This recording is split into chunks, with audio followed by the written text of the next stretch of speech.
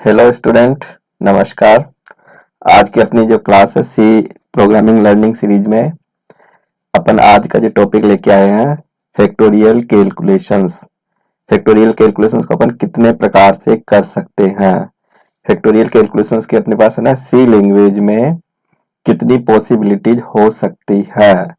तो इसको अपन है ना पूरी पॉसिबिलिटीज को लेके मैंने ये सिंगल प्रोग्राम्स के अंदर पूरा है ना जितने भी इसके अल्टरनेट है पूरे ऑप्शंस यहाँ पे दे दिए कि फैक्टोरियल कैलकुलेशंस अपन करेंगे तो एक सिंपल प्रोग्राम्स के थ्रू कैसे करेंगे, फंक्शंस को कैसे बना के ना फंक्शंस को कैसे यूज करेंगे, रिकर्सिव फंक्शंस को कैसे यूज करेंगे, गो टू स्टेटमेंट के थ्रू कैसे यूज करेंगे, है ना। लूप्स भी डिफरेंट डिफरेंट कैटेगरी के होते हैं, तो लूप्स को भी अपन है ना तीनों लूप्स के थ्रू इस प्रोग्राम को कैसे करेंगे। तो अपन को है ना मतलब वेरियस इसको टेक्निक्स को यूज करते हुए अपन ने फैक्टोरियल कैलकुलेशंस का ये पूरा एक सिंगल प्रोग्राम बनाया है। इसमें ये भी मैंने है ना मेंशन किया है कि अपन खुद की लाइब्रेरी हेडर फाइल कैसे क्रिएट करें। खुद की लाइब्रेरी हेडर फाइल में आप फंक्शंस का अपने खुद के जो यूजर डिफाइंड फंक्शंस है उसका मतलब कलेक्शंस कैसे स्टोर करोगे और फिर उस यूजर लाइब्रेरी हेडर फाइल को किसी है ना प्रोग्राम्स के अंदर कैसे यूज करेंगे। तो यहाँ पे इस प्रोग्राम्स के अंदर ये भी बताया गया है लास्ट में। तो इस वीडियो को अंत तक देखें तो आपको थोड़ा सा नॉलेज होगा और आपको कुछ सीखने को मिलेगा। तो आपसे रिक्वेस्ट है इस वीडियो को पूरा देखें और लाइक भी करें, सब्सक्राइब करें और शेयर भी करें।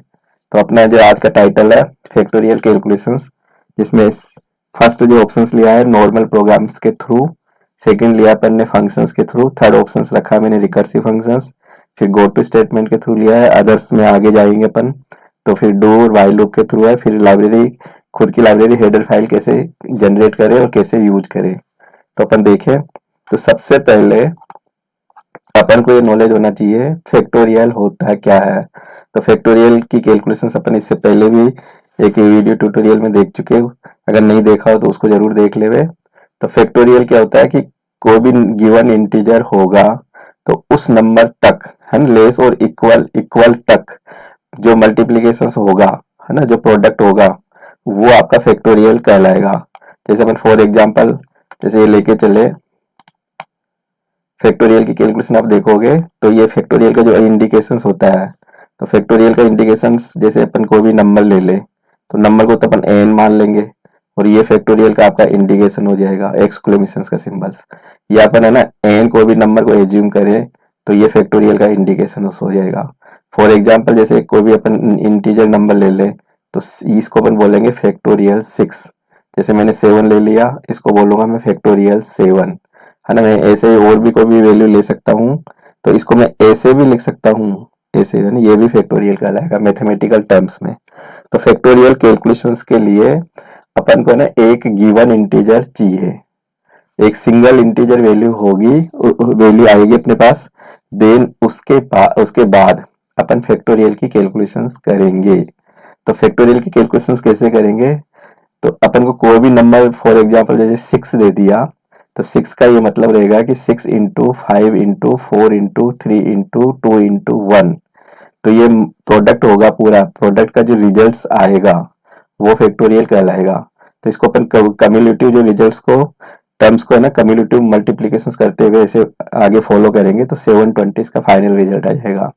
तो अपन अगर रिजल्ट को रिवर्स ऑर्डर में लेके चले है ना कैलकुलेशंस को, या फिर अपन है ना इंक्रीजिंग ऑर्डर में लेके चले तो सेम इफेक्ट आता है। जैसे 4 इंटू 5 करोगे या 5 इंटू 4 करोगे तो सेम थिंग्स है। तो अपन को फैक्टोरियल 6 की कैलकुलेशंस यहाँ समझा रखी है। तो 6 को अपन 6 5 4 3 2 1 इन सब का मल्टीप्लीकेशंस कर दो, जो रिजल्ट आएगा वो फैक्टोरियल 6 की वैल्यू हो जाएगी। ऐसे अगर अपन 1 into 2 into 3 into 4 into 5 into 6 करेंगे तो भी आपका 720 आएगा। तो अगर अपन फैक्टोरियल n लेके चलेंगे तो n का फैक्टोरियल n मीन्स होगा n multiplication n minus 1 multiplication n minus 2 multiplication n minus 3 multiplication up to 1 तक। तो इनका अगर अपन रिजल्ट्स को स्टोर कर दे किसी वेरिएबल में प्रोडक्ट का गिवन नंबर तक 1 से स्टार्ट करते हुए गिवन नंबर तक, तो वो फैक्टोरियल कहलाएगा, उस संख्या का फैक्टोरियल वैल्यू कहलाएगी वो। तो फैक्टोरियल वैल्यू के लिए अपन है ना ये कैलकुलेशन जो बनाएंगे, तो अपन को यहाँ जब फोकस करेंगे ना, तो एक तो आपके पास गिवन इंटीजर नंबर होगा, तो एक तो ये है ना अपन को लेना होगा, इसको तो अपन रीड करने ही पड़ेंगे, एक नंबर होगा अपने पास, इसको अपन रीड करेंगे, है ना। फिर अपन एक्चुअल में जो नंबर आएगा, फिर सिंपल सी थ्योरी है कि मैंने 6 बोला, तो 6 से आपको कैसे फैक्टोरियल बनाओगे, 1 से लेके 6 तक काउंटिंग बननी चाहिए। तो आप कहोगे काउंटिंग में कैसे बनाऊंगा, तो मेरे पास है ना ऐसे 1 आना चाहिए, 2 आना चाहिए, 3 आना चाहिए, 4 आना चाहिए, 5 आना चाहिए, 6 आना चाहिए। तो ये ना अपन आई लेके चलेंगे। तो आई क्या करेगा, इनिशियल वैल्यू। तो एक तो अपन ये स्टेप लेंगे और फिर अपन आई प्लस प्लस करूंगा। तो प्लस प्लस का क्या क्या मतलब होगा, नेक्स्ट वैल्यू। तो आई प्लस प्लस, फिर मैं ना कंडीशन चेक करूंगा, तो आई लेस देन और इक्वल एन, ये आपकी कंडीशन चेक होगी। तो अपने पास ये 3 स्टेप्स बनेगी। तो एक तो आपका ये इनिशियल होगा, इनिशियल वैल्यू डिफाइन करेंगे, और एक अपन को है ना इंक्रीमेंट लेके चलेंगे, है ना, और एक आपका ये कंडीशंस चेक करोगे, ये कंडीशन चेक करोगे, ये कंडीशन चेक करोगे आप। तो अपन को है ना अब एक अपन को जो जब इनिशियल फैक्टोरियल की जो इनिशियल वैल्यू रखेंगे वो इक्वल 1 रखेंगे, तो आपका ना इस तरह से रिजल्ट बनेगा, 1 1 आएगा, फिर 1 को लेके हुए 2 से मल्टीप्लाई करूंगा तो 2 आएगा, फिर 2 को लेता हुआ 3 से मल्टीप्लाई करूंगा 6 आएगा, फिर 6 को लेते हुए 4 से मल्टीप्लाई करेंगे 24 आएगा, फिर 24 को लेते हुए 5 से मल्टीप्लाई करेंगे 120 आएगा, फिर 120 को लेके फिर मैं मल्टीप्लाई करूंगा 6 से, तो यहाँ पे 720 आएगा। तो ये क्या होगा कि ये जो संख्या बनेगी ना, ये जो संख्या बनेगी ये आई से बनेगी, और ये जो रिजल्ट स्टोरेज कम्युलेटिव स्टोरेज होगा ये एफ हो जाएगा। तो अपना सिंपल सा फॉर्मूला ये हो जाएगा, एफ मल्टीप्लाई आई। तो ये एक सिंपल सी कैलकुलेशन हो जाएगी। अपन आई को अपन 1 से लेके और उस गिवन नंबर तक लेके चलेंगे, और फिर अपन को फाइनल जब पूरा कंप्लीट हो जाएगा, आई का टारगेट एन तक पहुंच जाएगा, तो अपना रिजल्ट बन जाएगा। तो आगे अपन इस प्रोग्राम को देखें कि कैसे अपन ने बना रखा है। तो अपन को जो रिक्वायर्ड वेरिएबल होंगे ना, तो आप समझ गए होंगे, एक तो आई चाहिए, एक एन चाहिए, और एफ इक्वल 1 चाहिए। 1 मल्टीप्लीकेशन करोगे तो इनिशियल वैल्यू आपकी 1 चाहिए। तो अब देखो, अब सबसे ये अपना एक नॉर्मल प्रोग्राम का टाइटल हो गया फैक्टोरियल है ना कैसे कैलकुलेट करोगे। तो सबसे पहले तो मैंने हेडिंग दे दिया, तो आपका ये तो हो गया डॉक्यूमेंटेशन सेक्शन, है ना, ये तो हो गया आपका कमेंट सेक्शन, इसको तो बोल देंगे अपन कमेंट्स। ये टाइटल हो गया प्रोग्राम का, ये टाइटल हो गया। और ये क्या होता है, ये आपका लिंकिंग सेक्शन कहलाएगा, ये हैश इंक्लूड के थ्रू ये लिंकिंग सेक्शन कहलाएगा, ये लिंकिंग सेक्शन।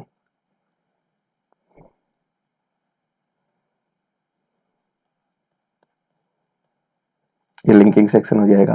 हैश इंक्लूड से लाइब्रेरी फाइल से कनेक्टिविटी होती है। फिर अपन देखेंगे कि अपन काम करेंगे, तो ये है ना कंपलसरी है, ये आपको तो लिखना ही पड़ेगा, ये वाला फंक्शंस ये कंपलसरी है,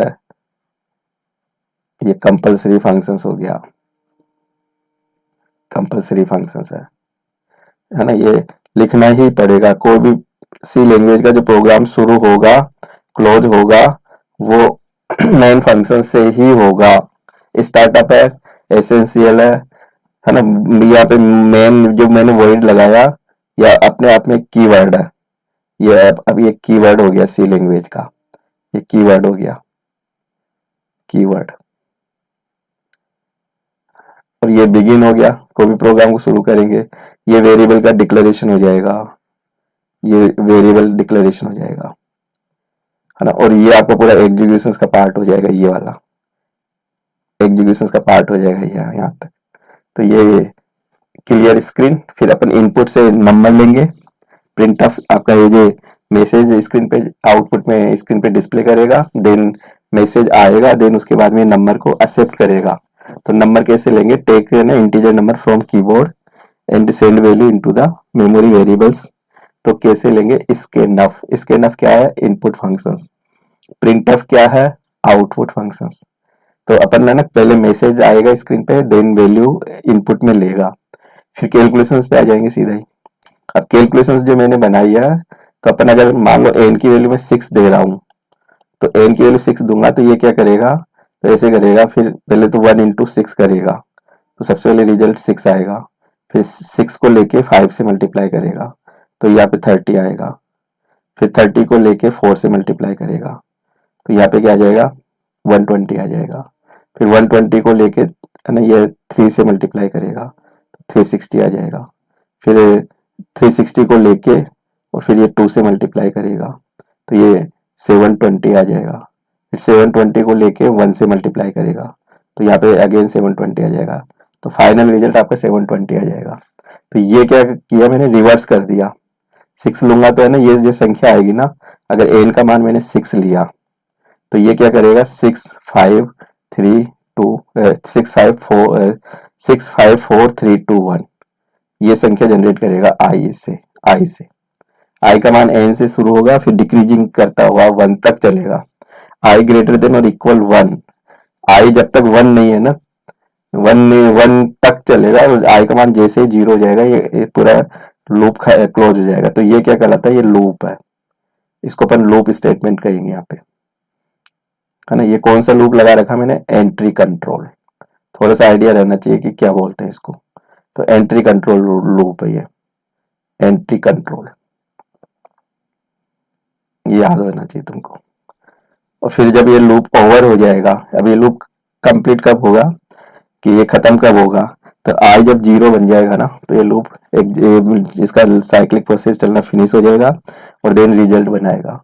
तो रिजल्ट में अपन ने क्या लिखा, फैक्टोरियल, तो ये क्या किस लिए आता है, ये इंटीजर डेटा के लिए आएगा, और एलडी आता है लॉन्ग इंटीजर के लिए, तो ये तो नॉर्मल इंटीजर के लिए फॉर्मेट कैरेक्टर है, इंटीजर के लिए, और ये जो आता है ये लॉन्ग इंटीजर के लिए आता है, ये लॉन्ग इंटीजर के लिए आएगा, और फिर ये कोटेशन बंद होगा, फिर वेरिएबल, फिर एफ, है ना। फिर इसका अपन देखें आगे कि अब इसको रन करें, तो रन करने पर जो इसका रिजल्ट आएगा ना, ये इसका आउटपुट आएगा। तो आउटपुट 2 रीडिंग मैंने बता रखी है यहाँ पे, एंटर एन इंटीजर नंबर 6 देंगे तो इसका ऐसे आउटपुट आएगा, फैक्टोरियल ऑफ 6, ठीक है ना, 6 फैक्टोरियल 720, फिर इसका एंटर द इंटीजर नंबर अपन ने 8 दिया तो इसका 4032 आएगा, तो ये लॉन्ग इंटीजर वैल्यू है, ये वाली, ये जो वैल्यू है ये लॉन्ग इंटीजर वैल्यू है, ये लॉन्ग इंटीजर वैल्यू है, ये लॉन्ग इंटीजर है, ये लॉन्ग इंटीजर है। तो अपन को एक ये बेसिक्स प्रोग्राम हो गया, इसको आप रन करके देख सकते हैं, और आपका ये आउटपुट अगर एग्जैक्ट आ रहा है तो इसका मतलब तुमने सही किया है, अगर कोई मिस्टेक हो सकती है, आउटपुट मैच नहीं खाता तो हो सकता है आप कुछ गलत कर रहे हो। अब इसी प्रोग्राम को फंक्शंस के थ्रू लेना चाहेंगे, तो फंक्शंस क्या है, एक प्रोग्राम का एक इंडिपेंडेंट ब्लॉक होता है। कई बार क्या होता है कि लार्ज प्रोग्राम होता है अपना, तो अपन उस प्रोग्राम को छोटे छोटे है ना ऐसे ब्रेकअप कर देते हैं पीसेज में, या कुछ मॉड्यूल्स बना देते हैं, और ईच मॉड्यूल्स को इंडिपेंडेंट अगर लिख देंगे तो वो अपने आप में फंक्शंस कहलाएगा। तो फंक्शंस क्या है, एक स्मॉल लॉजिक हो गया, जो एक इंडिपेंडेंट टास्क हो गई, यूजर डिफाइंड टास्क हो गई, जिसकी रिक्वायरमेंट हो तो उसको फिर अपन डायरेक्ट कॉल कर लेते हैं। तो लार्ज प्रोग्राम को ब्रेकअप करो और एक अलग से उसका पीस बना दो, ब्रेकअप करके, है ना, डिफरेंट डिफरेंट पीसेज में उसको डिकम्पोज कर दो, और ईच पीसेज को इंडिपेंडेंट लिख दो और एक नाम दे दो, तो वो फंक्शंस कहलाएगा। तो फंक्शंस के लिए अपने बेसिक्स 3 रिक्वायरमेंट होती है, तो एक तो किस नाम से क्या फंक्शंस बनाओगे, किस तरह का डेटा वो रिटर्न देगा, किस टाइप का डेटा एक्सेप्ट करेगा। तो फंक्शंस बनाऊंगा तो मैं फैक्टोरियल की कैलकुलेशंस को सेपरेट ही करना चाह रहा हूँ, तो फिर अपन को है ना फैक्टोरियल का एक फंक्शंस बनाने जा रहा हूँ, तो ये तो मेरा फंक्शंस का नाम हो जाएगा, ये तो मेरा नाम हो जाएगा, है ना, ये एक इंटीजर वैल्यू को रिसीव करेगा और ये रिजल्ट मेरे को ये बना के देगा, ये रिटर्न टाइप हो जाएगा ये। तो फंक्शंस में क्या होता है कि ये पूरा जो डिक्लेरेशन करता हूँ ना, तो डिक्लेरेशन में ये प्रोटोटाइप कहलाता है फंक्शंस का, जो अपन डिक्लेयर करते हैं कि हेडिंग दे दो तो वो प्रोटोटाइप कहलाएगा। तो प्रोटोटाइप में एक तो फंक्शंस का नाम आ गया, एक तो ये जरूरी है कि किस नाम से फंक्शंस बनाओगे, फंक्शंस का नाम आ गया, फंक्शंस का रिटर्न टाइप आ जाएगा, एक रिटर्न का टाइप आ जाएगा, रिटर्न टाइप के बाद में इसका आर्ग्यूमेंट की लिस्ट आ जाएगी, आर्ग्यूमेंट लिस्ट आ जाएगी इसके अंदर, आर्ग्यूमेंट लिस्ट का डेटा टाइप आ जाएगा। आर्ग्यूमेंट अपन बोलते हैं जो फंक्शन से जो वैल्यू रिसीव करेगा, तो जैसे इंटीजर x है, एक पैरामीटर लेगा, तो ये आर्ग्यूमेंट कहूंगा मैं इसको। तो फंक्शंस को कैलकुलेट करेंगे तो किसके बेस पे रिजल्ट्स बनाएगा, तो फंक्शंस को वैल्यू पास करनी होती है। तो फंक्शंस के साथ में जो ब्रैकेट्स में, जो पेरेंथेसिस में अपन डेटा वैल्यूज है ना यूज करते हैं, वो फंक्शंस के आर्ग्यूमेंट कहलाते हैं। तो यहाँ पे डेटा टाइप के साथ में आर्ग्यूमेंट है वो एक्स है, एक्स एक आर्ग्यूमेंट हो गया। ये आर्ग्यूमेंट जो कहलाएगा ये एक्चुअल ये फॉर्मल आर्ग्यूमेंट कहलाएगा। फंक्शंस में जो अपन डेटा जो सेंड करते हैं, फंक्शंस जिसमें वैल्यू रिसीव्ड करेगा वो आपका फॉर्मल आर्ग्यूमेंट होगा। तो एक फंक्शंस बनाने जा रहे हैं अपन फैक्ट का, जो एक इंटीजर वैल्यू को एक्सेप्ट करेगा, देन प्रोसेस करेगा, फिर लॉन्ग इंटीजर रिजल्ट को रिटर्न करेगा। तो ये एक फंक्शंस बनेगा। तो ये कंपाइलर में इसकी एक मीनिंग डिफाइन हो जाएगी। तो ये जो फंक्शंस का अपन डिक्लेरेशन करके चलते हैं तो फंक्शंस प्रोटोटाइप कहलाता है। प्रोटोटाइप में 4 इंफॉर्मेशंस आती है। फंक्शंस के बारे में जो पूरा एक्सप्लेनेशन है, फंक्शन से जो रिलेटेड डिटेल्स है वो प्रोटोटाइप्स में आ जाती है। फिर अपन एक वैल्यू रीड करेंगे, है ना, ये वैल्यू रीड करेंगे, इसमें रिजल्ट्स को रखेंगे, लॉन्ग इंटीजर रिजल्ट आएगा। लॉन्ग इंटीजर कब कहलाता है, जब 32767 से वैल्यू कोई ग्रेटर हो जाती है तो वो लॉन्ग इंटीजर कहेंगे अपन सी लैंग्वेज में। और 32767 है ना, 32767 तक की जो वैल्यू होती है वो इंटीजर की रेंज होती है। अगर इससे एक्सीड हो जाती है वैल्यू, है ना, इससे लार्ज हो जाती है, तो फिर देन लॉन्ग इंटीजर ही कहलाएगा वो। तो अपन को अगर लार्ज स्टोरेज चाहिए रिजल्ट इसमें इंटीजर में, तो उसको फिर अपन है ना इंटीजर की रेंज को एक्सटेंड कर देंगे और लॉन्ग कर देंगे। तो इंटीजर अपना एक कीवर्ड है, लॉन्ग भी अपना एक कीवर्ड है। फिर ये अपना वही प्रोसीजर हो गया कि नंबर को पढ़ लिया और ये फंक्शंस को कॉल कर लिया, ये फंक्शंस को कॉल कर लिया, है ना। अब ये फैक्ट एन है, अब ये फंक्शंस को सर्च करेगा कहाँ लिखा हुआ है इसका कोड, और ये सर्च करके एन को पास करेगा और फिर ये आर में रिजल्ट को असाइन करेगा और देन प्रिंट कर देगा यहाँ पे पूरा कि ये फंक्शन से रिजल्ट बना के लेके आ जाएगा। Functions just like a machine की तरह सोच लो कि कोई भी कैलकुलेशंस करना हो तो मशीन में डेटा लेके जाओ, मशीन की स्टोरेज में डेटा को डाल दो, मशीन कैलकुलेट करके अपन को रिटर्न करके एक रिजल्ट्स दे देगी। फिर रिजल्ट्स का आप है ना मेन के अंदर यूज कर लो। तो ये क्या करेगा, मेन के अंदर आर में रिजल्ट्स लेके आ जाएगा। कहाँ से लेके आएगा, फैक्ट एन से। फैक्ट क्या है, फंक्शंस का नाम है। एन क्या है, एक्चुअल वैल्यू, अपनी एक्चुअल पैरामीटर है। एन में वैल्यू मैंने रिसीव किया है और देन फंक्शंस को सेंड कर दिया अपन ने। तो ये क्या करता है कि सीधा ये वैल्यू यहाँ से पास करता है। ये वैल्यू है ना सीधे यहाँ से जा रही है और ये सीधे है ना फंक्शंस में आ जाएगी। ये एन की वैल्यू फंक्शंस में पास कर देगा। फिर ये फंक्शन से पूरा इवेलुएट होके कैलकुलेट होके फंक्शंस रिटर्न करेगा। रिटर्न में जहाँ से कॉलिंग होती है फंक्शंस की, रिजल्ट को ये वहीं पे सेंड करेगा।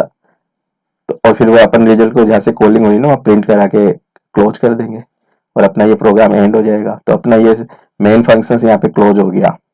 मेन फंक्शन यहाँ से स्टार्ट है और मेन फंक्शंस का यहाँ पे पूरा क्लोज हो गया। मेन फंक्शंस का ये पूरा आपका एक क्लोज हो गया मेन फंक्शंस। और फिर इसके बाद में ना नीचे बॉटम लेवल पे फंक्शंस की कोडिंग है। फंक्शंस क्या करेगा, तो ये एक इंडिपेंडेंट टास्क हो गई, ये पूरी ये इंडिपेंडेंट टास्क हो गई, इंडिपेंडेंट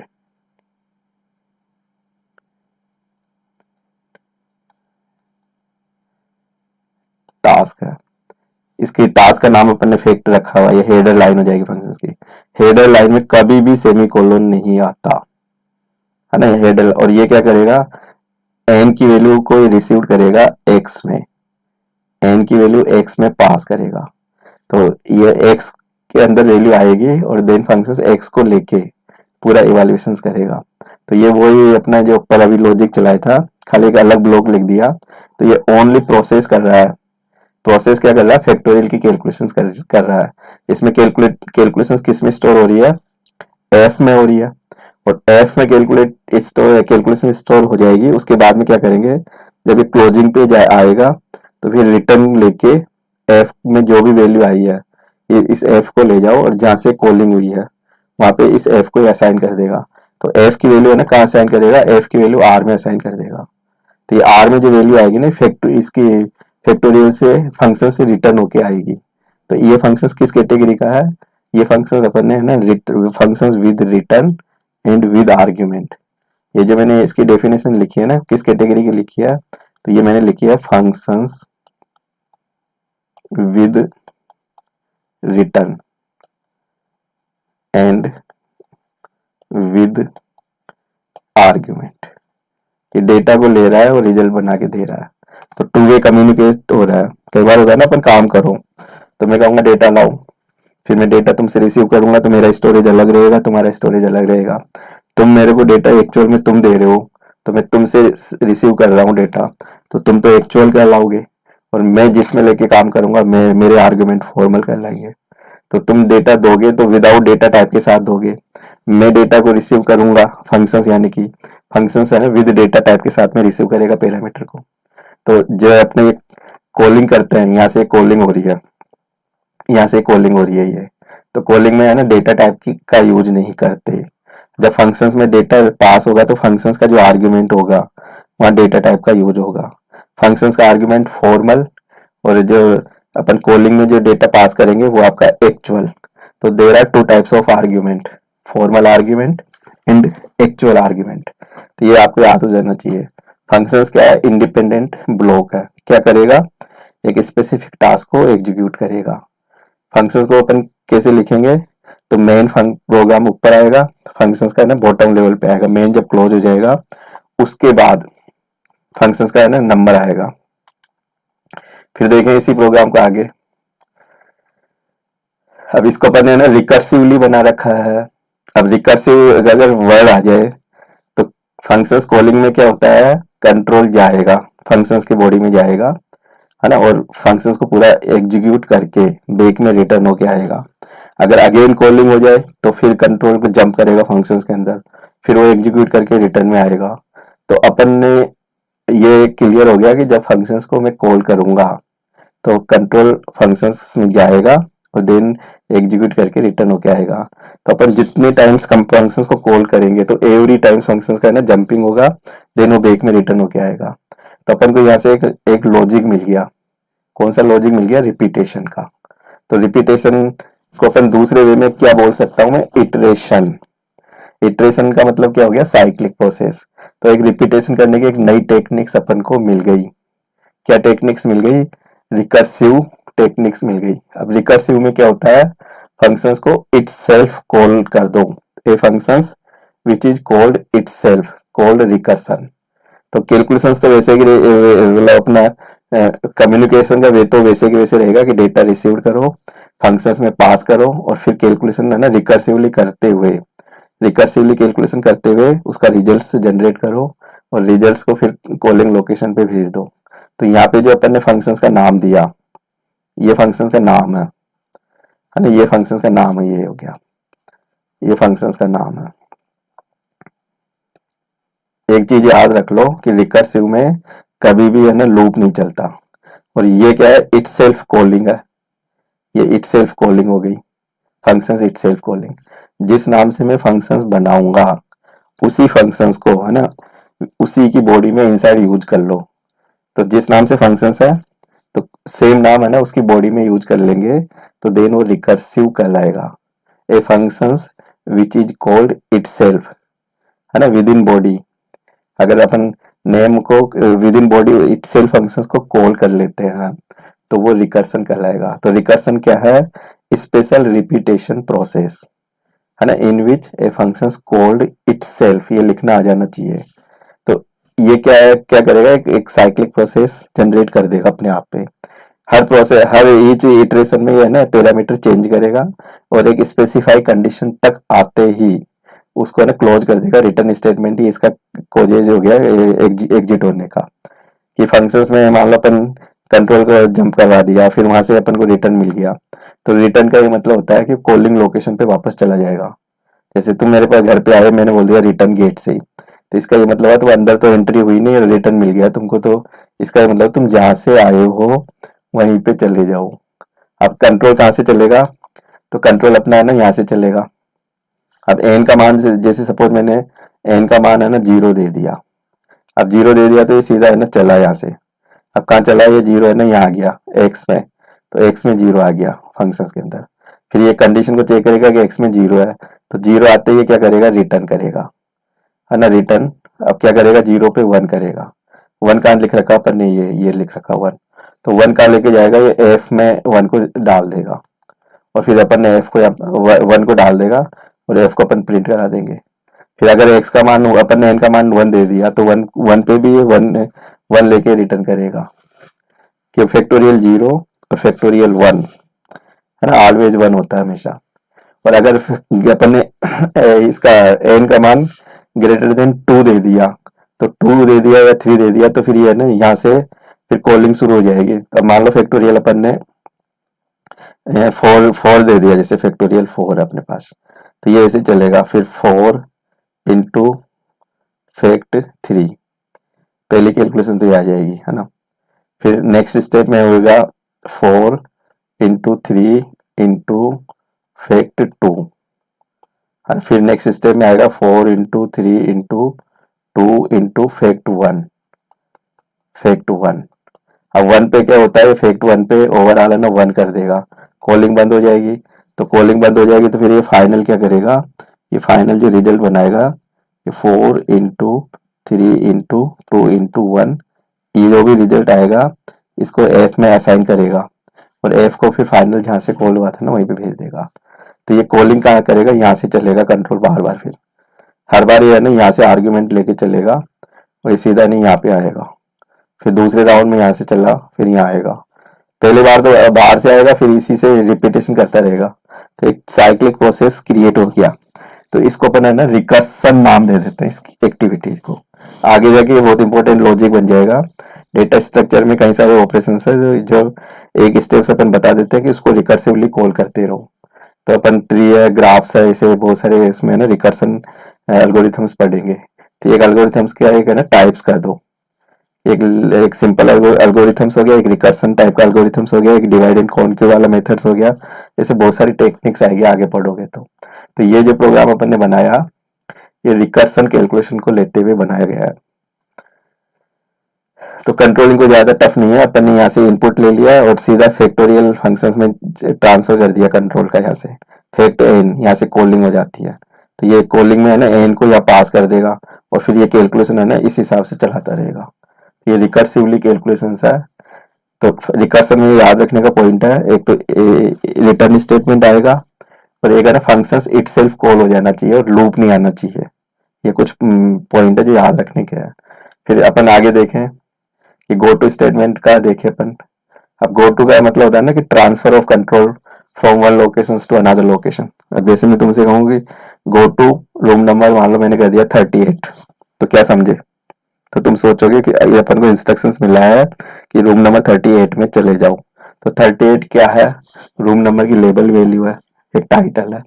तो गो टू क्या करेगा, जंप करेगा। तो सिमिलर ऐसे कैसे यहाँ पे सोच लो कि एक प्रोग्राम एक पर्टिकुलर लोकेशन से किसी अदर लोकेशन या अनदर लोकेशन पे जाना हो तो देन गो टू स्टेटमेंट की हेल्प ले सकता हूँ और गो टू से अपन के क्या लूपिंग प्रोसेस जनरेट कर सकता हूँ मैं। तो जहाँ पे कंट्रोल को ट्रांसफर करोगे वहां पे एक नाम स्पेसिफाई करना पड़ेगा, तो उस नाम को अपन लेबल नेम करेंगे और लेबल नेम का रूल्स है कि एक कोलोन के साथ में डिफाइन होता है। नॉमिनक्लेचर रूल्स का, वेरिएबल का डिक्लेरेशन का रूल या फॉलो करोगे। तो where the control transfer the label name must be specify. Label name क्या है, वैलिड वेरिएबल नेम है और अपन कैसे यूज करते हैं, go to then label name. तो अब इस फैक्टोरियल की कैलकुलेशन को अपन गो टू के थ्रू कैसे करेंगे, तो गो टू का मतलब ना जाओ। अब एक तो होता है अप से फॉरवर्ड डायरेक्शन में जा सकता हूँ, अब अप से डाउन की ओर, डाउन से वापस अप की ओर, तो बैकवर्ड डायरेक्शन या फॉरवर्ड डायरेक्शन, दोनों वे में अपन गो टू का है वो यूज कर सकते हैं। तो अपन को जहाँ लेवल डिफाइन करेंगे गो टू लिख दोगे तो कंट्रोल वहीं पे ट्रांसफर हो जाएगा। तो अपन ने क्या किया, नंबर पढ़ लिया, ये आपकी इनिशियल वैल्यू हो गई है ना, ये तो इनिशियल वैल्यू हो गई, इनिशियल वैल्यू है ना। और फिर यहाँ पे लेबल डिफाइन कर दिया अपन ने और ये कैलकुलेशन कर दिया 1 से शुरू करता हुआ।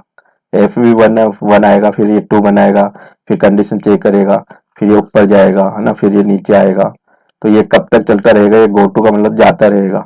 एक्स वाई ये लेबल है, ये लेबल नेम है, ये गो टू है। तो ये है ना इस चक्र में घूमता रहेगा। अब ये चक्र कब तक चलेगा, आई लेस देन इक्वल एन। जब आई का मान ग्रेटर हो जाएगा ना एन से तो गो टू को बंद कर देगा और रिजल्ट को प्रिंट करवा देगा। तो गो टू में है ना क्या क्या रिक्वायरमेंट होते हैं, तो लेबल की रिक्वायरमेंट होगी, और एक ये है ना कंडीशंस के साथ में अपन गो टू लगा सकता हूँ। अनकंडीशनल भी हो सकता है, कंडीशन के साथ भी इसको अप्लाई कर सकता हूँ। तो एक स्पेसिफाई कंडीशन तक ये गो टू करता रहेगा ट्रू होने तक। जैसे कंडीशन फेल हो जाएगी एग्जिट कर देगा कंट्रोल को। अब इसका अगर रिजल्ट भी देखेंगे तो सेम रिजल्ट आएगा जो अभी अपन ने फर्स्ट जो इसका टाइटल में देखा था। फिर आप देखो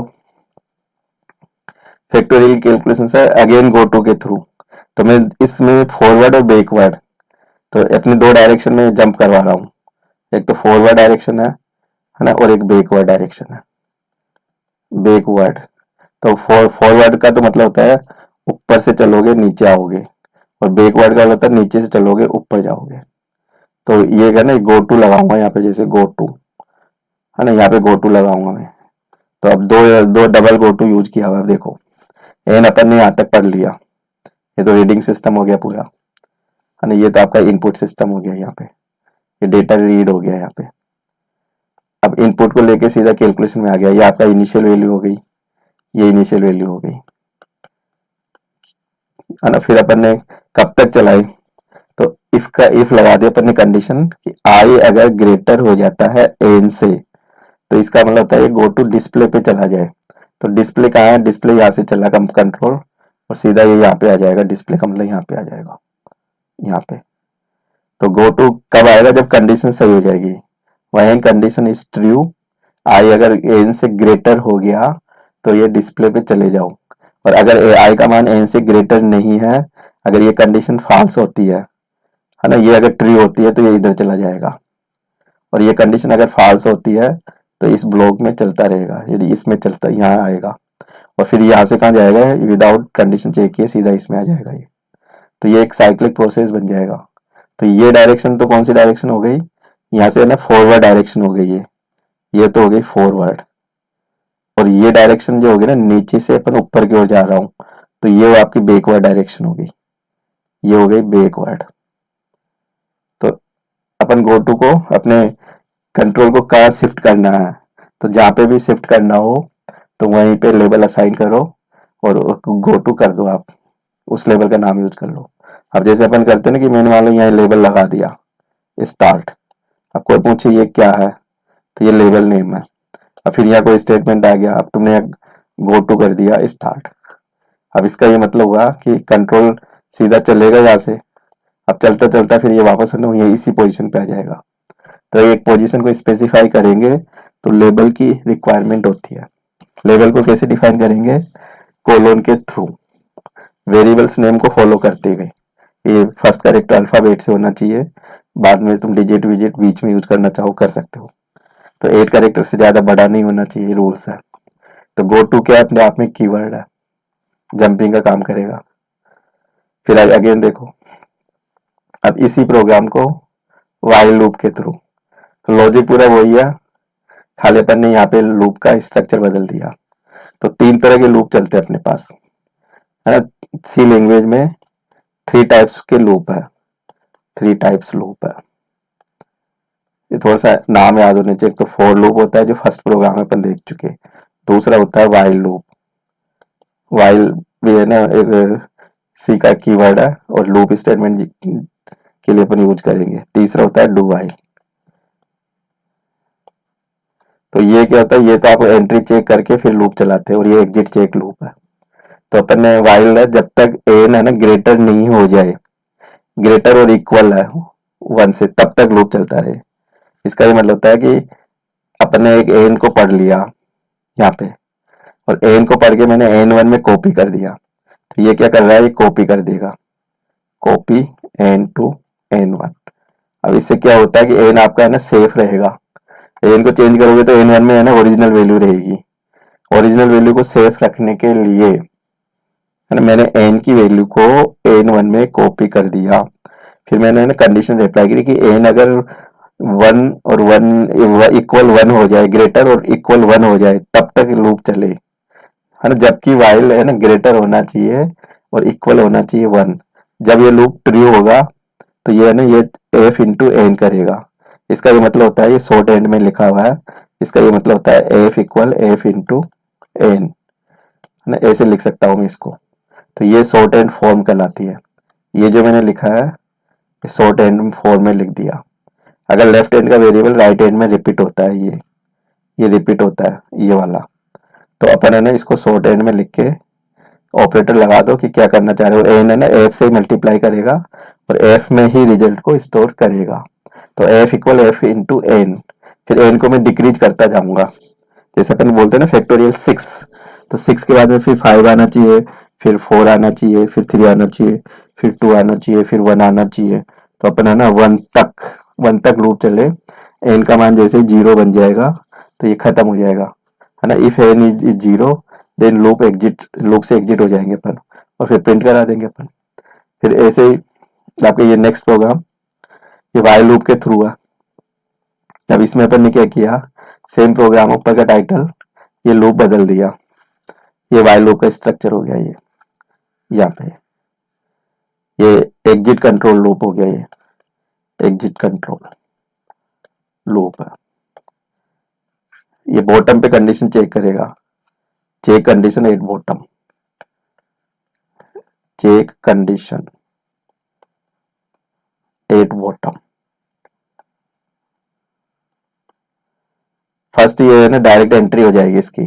इस लूप में क्या होता है कि डायरेक्ट एंट्री हो जाएगी, ये लूप का स्टार्टिंग पॉइंट हो जाएगा। ये ना लूप का स्टार्टिंग पॉइंट हो जाएगा, ये स्टार्टिंग पॉइंट है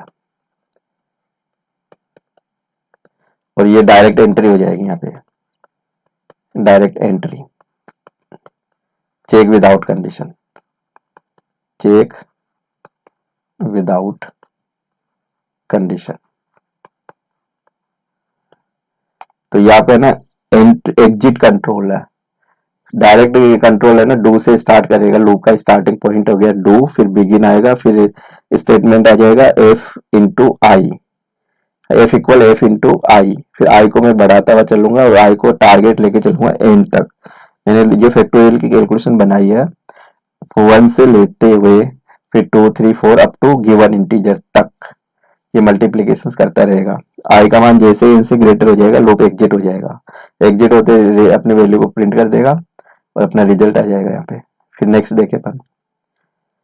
अब फैक्टोरियल का एक्चुअल में जो यूज कहाँ है, तो फैक्टोरियल की अपन कैलकुलेशन देख चुके हैं। फैक्टोरियल की अपन ने कई डिफरेंट है ना टेक्निक्स देख ली, तीनों लूप्स का यूज करते हुए देख लिया, गोटू का यूज करते हुए देख लिया।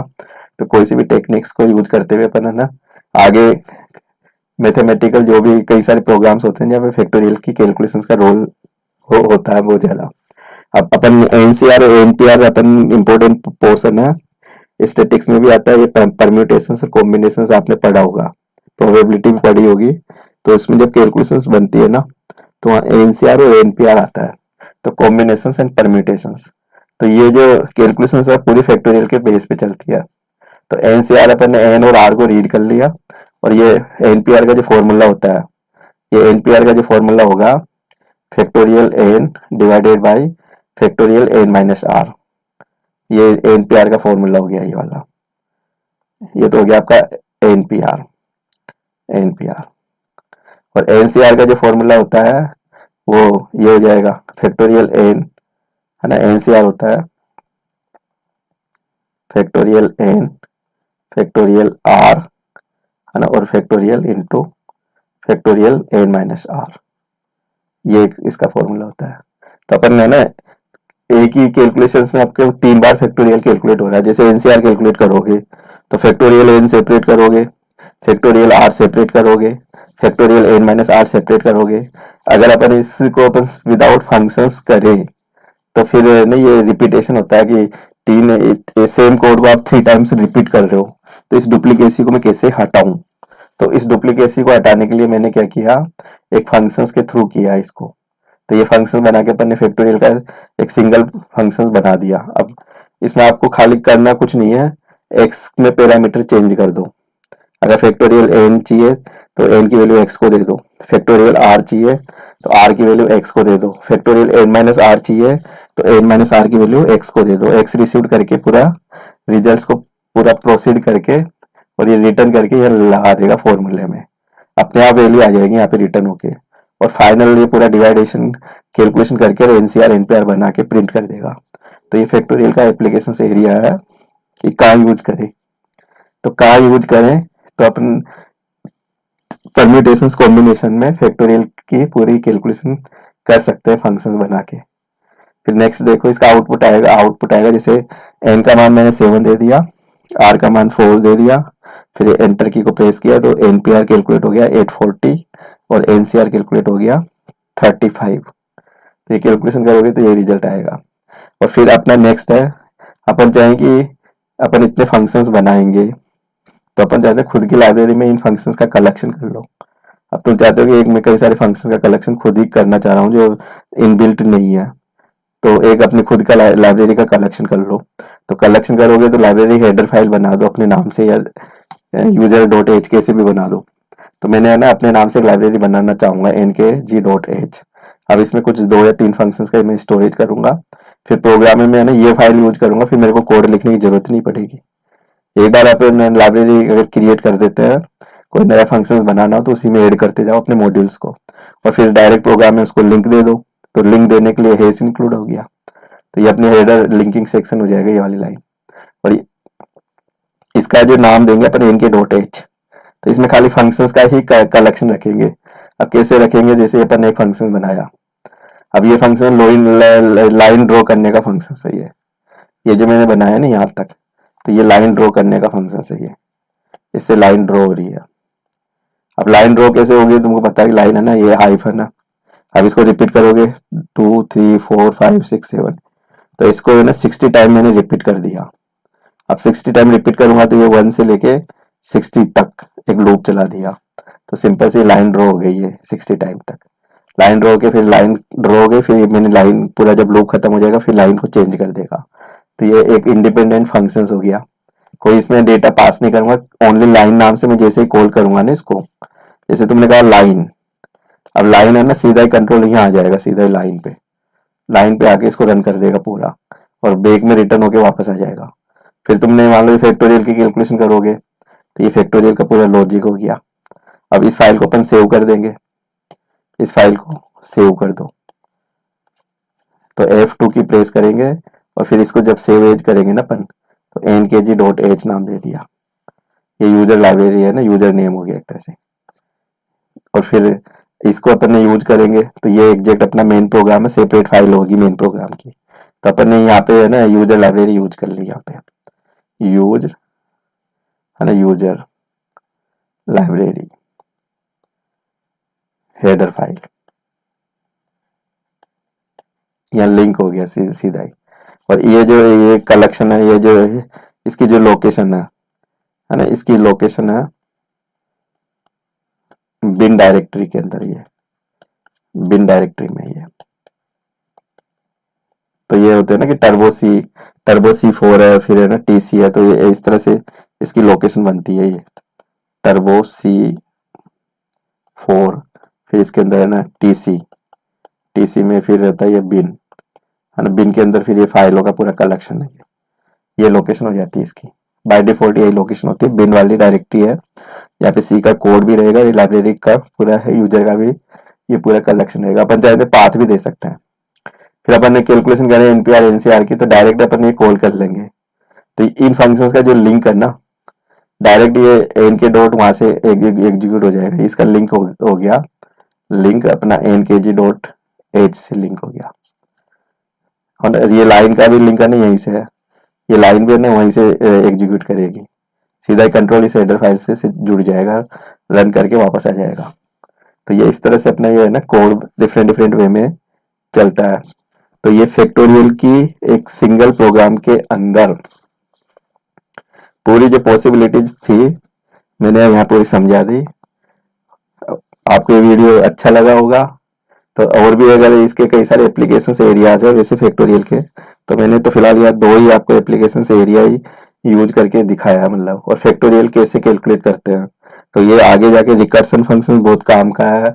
फंक्शंस को कैसे अपन डिफाइन करते हैं, कैसे क्रिएट करते हैं, कैसे कॉल करेंगे, तो फंक्शंस को यूज करने से पहले आपको 3 स्टेप्स को ध्यान में रखते हुए फंक्शंस को लिखना होता है। तो पहली स्टेप्स तो आपके समझ में आएगी होगी, प्रोटोटाइप डिक्लेरेशन है, जो कंपाइलर में मीनिंग डिफाइन होती है। फिर उसको कॉलिंग करेंगे, कॉलिंग में वो एग्जीक्यूशन होता है। तो और फिर उसकी डेफिनेशन का पार्ट होगा। तो डेफिनेशन अगर नहीं रखोगे तो कॉलिंग में एरर आ जाएगी। कॉलिंग जैसे ही करते हो सर्च करता है कंपाइलर, फिर अगर डेफिनेशन नहीं मिलेगी उसको तो एरर आ जाएगी। अगर लाइब्रेरी फाइल में भी नहीं मिलेगी तो एरर दे देगा फिर वो। तो प्रॉपर वे में उसको डिफाइन करो और फिर उसको कॉल करो। फंक्शंस को अगर मान लो डिफाइन कर दिया, कॉलिंग नहीं करेंगे तो फिर वो एक मीनिंगलेस हो जाएगा, फिर वो एग्जीक्यूशंस में नहीं आएगा। एग्जीक्यूशंस में लाने के लिए उसका एक एग्जैक्ट नाम होगा, नाम से उसको फिर एक एक्सप्रेशन जो स्टेटमेंट में अपन लिखेंगे, जब सी का जो अपन कोडिंग करते ना, वो वहाँ पे फिर इसको कॉल करना होगा अपन को। तो आज की क्लास को अपन यहीं पे एंड करेंगे। तो वीडियो अच्छा लगे तो सब्सक्राइब जरूर करें और दोस्तों के बीच में शेयर करें, बेल आइकन पे क्लिक करें जिससे आपको नोटिफिकेशन मिलते रहे। Thank you.